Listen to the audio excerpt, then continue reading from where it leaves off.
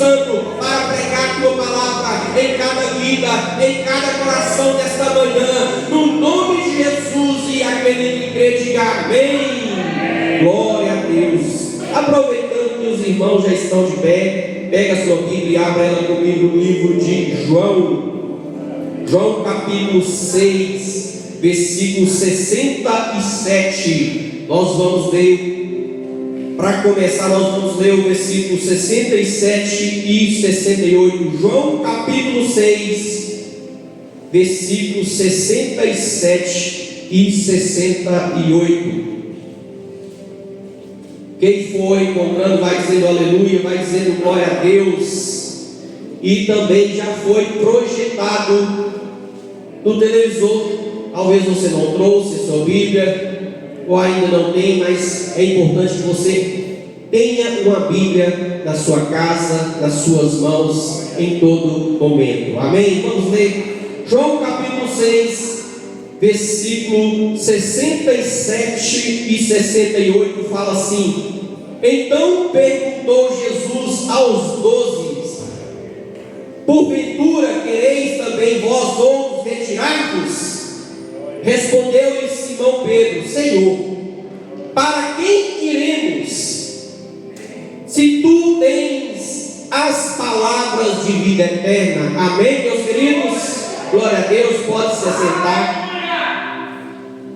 Antes de eu começar a discorrer, a meditar, a pregar estes dois versículos que eu acabei de ler, eu gostaria de fazer uma introdução, voltando um pouco mais nesta história, nesta passagem.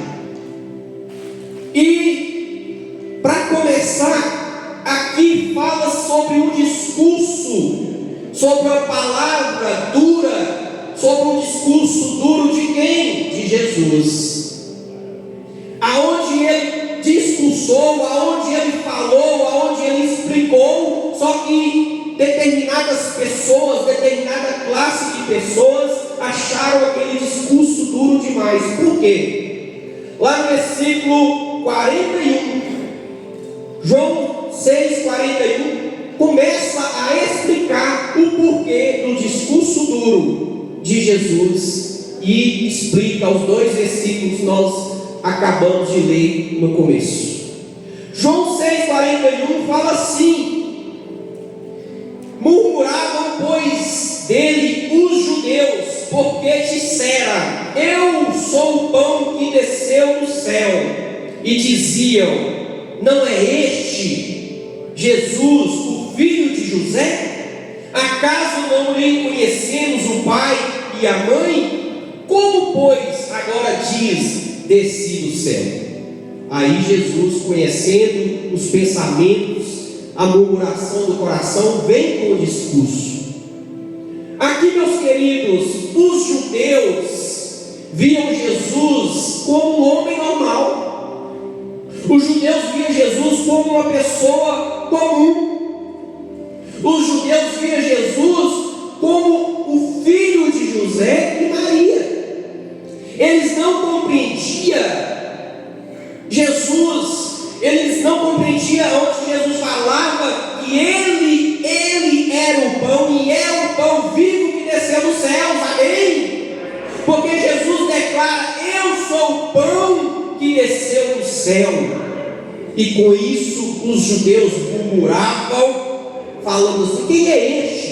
Não é este que nós conhecemos? Não é este que é o filho de José e Maria? Como assim? Que ousadia é essa? Ele se declarar que ele é o pão que desceu do céu. Isso trouxe escândalo, isso trouxe murmuração para aquelas pessoas. Isso trouxe, vou te mostrar, que trouxe murmuração para os outros discípulos e para aquelas pessoas, porque elas não compreendiam o propósito de Deus, elas não compreendiam o propósito de Jesus, e elas não compreendiam o plano de Deus de salvação para a humanidade, para as pessoas após a vinda de Jesus. Amém? Por isso, e alguns versículos mostram que realmente as pessoas não estavam talvez preparadas para aquela conversa, mas Jesus tenta explicar em um discurso, onde muitos acharam que era duro demais, que as palavras de Jesus foram duras demais. Versículo 48, no mesmo capítulo 6 de João, e é o próprio Jesus falando. Olha só, eu vou ler alguns só para andar mais rápido, para fazer um resumo aonde eu quero chegar. Jesus fala assim: eu sou o pão da vida. Para os judeus aquilo era um escândalo. Como assim Jesus se declarar que ele era o pão da vida, que era ele que trazia vida eterna? Por isso que ele veio, por isso que ele deveria ser morto naquela cruz. Os judeus não entendiam, não compreendiam. Versículo 51, olha só o que diz o próprio Jesus falando: eu sou o pão vivo que desceu do céu. Se alguém dele comer, viverá eternamente. E o pão que eu darei pela vida do mundo é a minha carne. O próprio Jesus fala: eu sou o pão vivo que desceu do céu. Se alguém comer de mim, viverá. Os judeus não entendiam o que Jesus estava querendo dizer para eles, para a multidão, para as pessoas, para os discípulos, porque Jesus é o pão vivo que desceu do céu, enviado por Deus para trazer salvação para a sua vida, para a sua alma, para aquele que crê e foi batizado. Esse é o plano, esse é o propósito de Deus, de Jesus para mim e para você que me ouve neste momento. E Jesus continua falando. Olha só o que Jesus fala no versículo 53. Respondeu-lhe Jesus: em verdade vos digo, se não comerdes a carne do Filho do Homem e não beberdes no sangue, não tendes vida em vós mesmos. 54. Quem comer a minha carne e beber o meu sangue tem a vida eterna, e eu ressuscitarei no último dia. Esse discurso, meus queridos, essas palavras para aquelas pessoas, para os judeus, para os discípulos, foi um discurso duro. Foi as palavras duras, porque eles não compreendiam, não entendiam aquele explicando o projeto de salvação, o projeto de vida eterna, através de quem? Através dele mesmo. Quem? Jesus. Porque bem sabemos, aquele que não faz parte, que não tem parte com a carne, com o sangue, com o corpo de Jesus, não tem comunhão. Por isso na Santa Ceia é preciso ser feita, fazer isso em memória de mim, e ali nós participamos do corpo e do sangue de Jesus, representada no pão e no suco de uva. E é por isso que precisamos literalmente comer a carne, onde ela é simbolizada pelo pão. Por isso que é necessário nós bebermos o cálice, o suco de uva, que representa o sangue de Jesus, porque se não fizermos isso, não temos parte com Jesus. E esse discurso então endureceu o coração de muitas pessoas, inclusive dos discípulos. Versículo 66. João 6,66. Olha só. À vista disso, preste bastante atenção. À vista disso, muitos dos seus discípulos, de quem? Dos discípulos de Jesus, não é mais judeus, não são mais as pessoas comuns. Aqui nós estamos falando dos discípulos. À vista disso, muitos dos seus discípulos o abandonaram e já não andavam com ele. Com quem? Com Jesus, por causa do discurso. Deixa eu te falar, Jesus, se preciso for, ele também faz um discurso duro. Muitas das vezes nós temos uma visão distorcida de Deus, de Jesus. Sempre é amor, tudo é amor, tudo pode, desde que tem amor. Não, tem muitas coisas que Deus não se agrada e nem faz parte. Se preciso for, Jesus fez, e ainda faz, através dos seus profetas, através dos pastores, através dos homens e mulheres escolhidos pelo Senhor, para trazer um discurso duro, para trazer uma palavra dura, porque essa palavra, ela vai edificar, ela vai curar, ela vai trazer salvação, ela vai trazer libertação, ela vai trazer os caminhos da vida eterna, a trazer os caminhos de salvação, através do quê? De uma palavra dura, de um discurso duro, ou talvez de uma pregação dura. O Evangelho não é simplesmente uma rosa. O Evangelho não é mamão com açúcar. Tem as partes doces sim, mas tem as partes amargas, tem as partes de renúncia, tem as partes de bonança, de fartura, de multiplicação, de prosperidade, de tudo. Mas também tem um discurso duro, a palavra dura, a palavra de disciplina e correção. E aqui nós vimos, à vista disso, muitos dos seus discípulos o abandonaram e já não andavam com ele. E deixa eu te falar, Jesus tinha muitos discípulos, porque muitas vezes nós temos uma visão que Jesus tinha somente os 12. Não, os 12 foram escolhidos, separados para caminhar e andar com ele aonde que ele fosse. Os 12 foram escolhidos para fazer aquilo que Jesus fazia, que era pregar, que era curar, que era libertar, que era levar o Evangelho, levar a palavra. Eram os 12, assim, que Jesus escolheu a dedo para estar do seu lado, mas tinha outros discípulos, além dos 12. Você é um discípulo de Jesus, porque você segue e serve a Jesus, sabia disso? Todo aquele que serve o mestre, independente de qual área, ele é discípulo daquele mestre, sabia? O significado de discípulo é esse.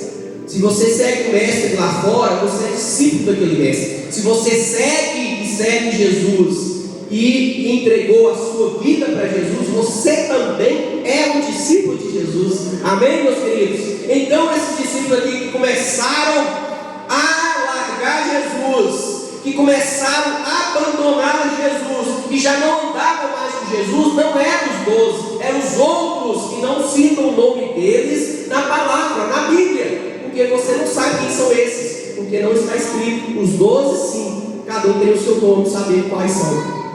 Mas Jesus tinha muito mais discípulos além dos 12. Amém? Porque muitas vezes a gente pensa que Jesus só tinha 12. Não, tinha muito mais que andavam e caminhavam com ele. E depois desse curso que nós vemos que começaram a parar de andar. Agora eu chego no ponto que eu queria chegar. Isso foi apenas uma introdução para que você venha entender aonde eu quero chegar.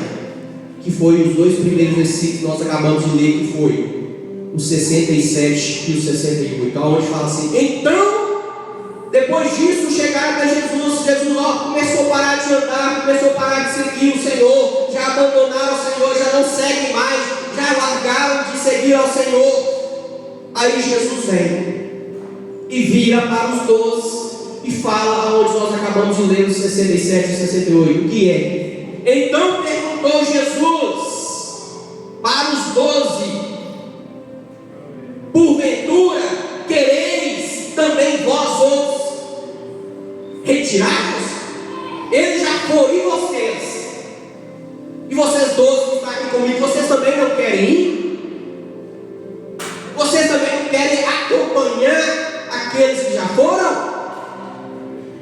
Deixa eu te falar, Jesus não obriga ninguém a seguir ele, não. Jesus não obriga ninguém e nenhum discípulo a seguir ele à força, não. Ele não obriga, é por livre e espontânea vontade. Porque senão a gente pensa assim que Jesus está obrigando a agir a todo tempo, seguir, servir, aceitar, não. Para começar, Jesus não é uma mercadoria que está à venda e você tenta ficar todo o tempo vendendo. Então compra Jesus, compra Jesus, compra Jesus, aceita Jesus, enviando Jesus. Passa a sensação que está enviando Jesus com ela abaixo na vida das pessoas. Não, não é isso não. Jesus tem que ser aceito de todo o coração, aleluia. Ele não obriga, porque se obrigasse, Jesus te falava assim, preste bastante atenção, se Jesus obrigasse alguém a seguir ele, algum discípulo a seguir ele te fala assim, eles foram, mas vocês não vão não, viu? Vocês vão ficar aqui comigo, do meu lado, onde quer que eu for, vocês vão. Ele não fez isso não. Ele deu o direito de escolha, de decisão para os 12. Eles saíram, abandonaram, pararam de me seguir, e vocês não querem também não? E deixa eu te falar, se Simão Pedro e os outros 11 falassem assim, eu quero, eu também vou, Jesus falava assim, então vai. Você quer ir também? Então vai. Você quer parar de seguir Jesus? Então vai. E é assim nos dias de hoje. Quer parar de seguir Jesus? Então pare. Quer abandonar Jesus? Então abandone. Quer deixar de servir Jesus? Então deixa de servir Jesus. Não te obriga a servir, não. Se você está servindo, sirva por amor, por temor, por reconhecimento do sacrifício de cruz que Ele fez por mim e por você. Verdade, Deus. Há nenhum momento eu tenho aprendido isso na minha vida. Deus nos obriga a nada. Ele nos aconselha, Ele nos mostra, Ele nos direciona através da palavra, através dos profetas, através dos pregadores, através do Evangelho. Escolhe, pois, a vida, escolhe, pois, a obediência, escolhe, pois, as bênçãos. Ele te indica o caminho, mas quem escolhe é você. É você que escolhe o caminho que você quer andar e também arca com as suas consequências de acordo com as suas escolhas, com as suas decisões. Jesus não obrigou nem os 12 a ficar com Ele. Poderia ter obrigado. Eu escolhi vocês para andar comigo, eu escolhi. Agora vocês vão ficar comigo do meu lado. Mas não. E vós, não quer ir também não? Servir a Deus, aceitar Jesus, ter uma vida de comunhão com Jesus, é liberdade, não é prisão. Para o mundo lá fora, ser crente, ser evangélico, ser cristão, estar na igreja, congregando, não é prisão, é aprisionamento, alguém está controlando, não. É liberdade, é o contrário, é liberdade de escolha, de decisão. É liberdade porque você entendeu o propósito de Deus. É liberdade porque você entendeu o propósito de Jesus, da vida de Jesus, do Evangelho, da obra de Deus, da palavra de Deus. Não é obrigação não, não é peso não, é temor, é amor, é escolha, é decisão. Aplauda Deus, aplauda Jesus. É atitude. Ele te alcançou, mas não te obrigou. Ele te resgatou, mas não te obrigou a caminhar, a servir, a congregar, a levar o Evangelho. Não te obrigou e nem vai te obrigar. Sabe por quê? Porque na própria palavra fala que nós temos o livre-arbítrio, mas não confina no livre-arbítrio para trazer escolhas e decisões erradas, porque elas vão vir consequências na sua vida. O livre-arbítrio não te dá direito de você fazer escolhas erradas e depois reclamar com Deus. Por quê? Cuidado com o livre-arbítrio. Cuidado com as suas escolhas. Cuidado com as suas decisões. Cuidado. Cuidado com aquilo que você faz. Ah, pastor, fulano foi, eu também vou. Vai. Ah, fulano está vestindo desse jeito, eu também vou vestir. Veste. Fulano está falando dessa forma, eu também vou falar. Fala. Você é a galinha que acompanha pato? As decisões dos outros interferem a sua decisão? As escolhas dos outros interferem as suas escolhas? É porque os outros estão fazendo o que você vai fazer? É porque os outros estão falando o que você vai falar? Você é direcionado por quem? Pelas suas escolhas ou pelas escolhas dos outros? Você é direcionado pela decisão dos outros ou pelas suas decisões? Pedro, a aqui ele demonstra que ele era dono da sua própria escolha. Aqueles discípulos, 12 discípulos, ele era dono das suas próprias escolhas, das suas próprias decisões. Seja você também dono e responsável, e também entendendo que elas trarão na sua vida consequências boas ou negativas, de bem ou de mal, cabe você escolher. Não é porque os outros discípulos estavam deixando de seguir, não é por causa que os outros discípulos começaram a abandonar que Simão Pedro e os outros foram atrás, não. Aí vem a resposta para finalizar. Aí vem a resposta de Pedro, que eu e você precisamos ter na nossa vida, aonde Pedro responde no versículo 68. Respondeu-lhe Simão Pedro: Senhor, para quem iremos? Tu tens as palavras de vida eterna. É isso que eu quero trazer para você nesta manhã. Eles abandonaram, mas Simão Pedro, junto com os outros 11, ele sabia que só em Jesus eles encontrariam palavras de vida eterna. Aleluia! Eles tinham certeza que as escolhas deles eram as certas. Se os outros foram, problema deles. Se os outros abandonaram, problemas deles. Se os outros desistiram, problemas deles. Já não serve mais. Se tomaram suas escolhas, eles que arcam com as suas escolhas. Mas você não. Você precisa a cada dia mais fazer escolhas assertivas na sua vida, para que a sua vida ande, para que a sua vida prospere. A todo dia nós temos que buscar cada vez mais escolhas, decisões assertivas na nossa vida. O problema é que muitas das vezes fazemos escolhas erradas, decisões erradas, vêm as consequências e vamos culpar a quem?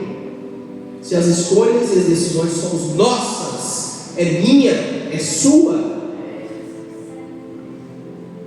Que essa palavra venha ficar de reflexão na sua vida, de acordo com as suas escolhas. Não seja influenciado por escolhas de outras pessoas, de decisões de outras pessoas. Elas têm a liberdade de fazer as escolhas delas, mas você também tem a liberdade de fazer as escolhas assertivas para você, porque é você que vai ter o resultado, a consequência das suas escolhas. E o mundo lá fora prega: fulano comprou um carro daquela forma, eu preciso um igual. Fulano tem uma casa assim, eu preciso daquela casa do mesmo jeito. Fulano parou de congregar. Fulano parou de servir a Jesus. Eu também vou parar de ir na igreja, vou parar de servir a Deus, vou parar de fazer a obra de Deus. Como assim? É você que escolhe ou são as pessoas que te influenciam e fazem você fazer escolhas baseadas nas escolhas delas? Como assim? Amém, meus queridos? Então que você venha ficar com essa palavra no seu coração. Porque, para finalizar, eu conheço muitas pessoas que já abandonaram Jesus. Eu conheço muitas pessoas que já pararam de andar com Jesus. Eu conheço muitas pessoas que já não congregam mais. Eu conheço muitas pessoas que voltaram às práticas do velho homem, da velha mulher. Eu conheço muitas pessoas, está assim de muitas pessoas desviadas da presença de Deus, da casa de Deus, porque ouviu pessoas desistindo, parando, abandonando, e foram influenciadas, não pela sua escolha própria, mas por escolhas dos outros. Parando, fulano foi para tal lado, eu também vou. Vai não, faça suas próprias escolhas. Tome as suas próprias decisões, baseadas na palavra, no Evangelho de Jesus. Amém, meus queridos? Quem ouviu a palavra de Deus, diga amém. Amém. Quem ouviu a voz de Deus, diga amém. Amém. Quem creu nessa palavra, diga amém. Amém. Então aplauda a Deus, aplauda Jesus, porque só Ele é digno de honra e glória.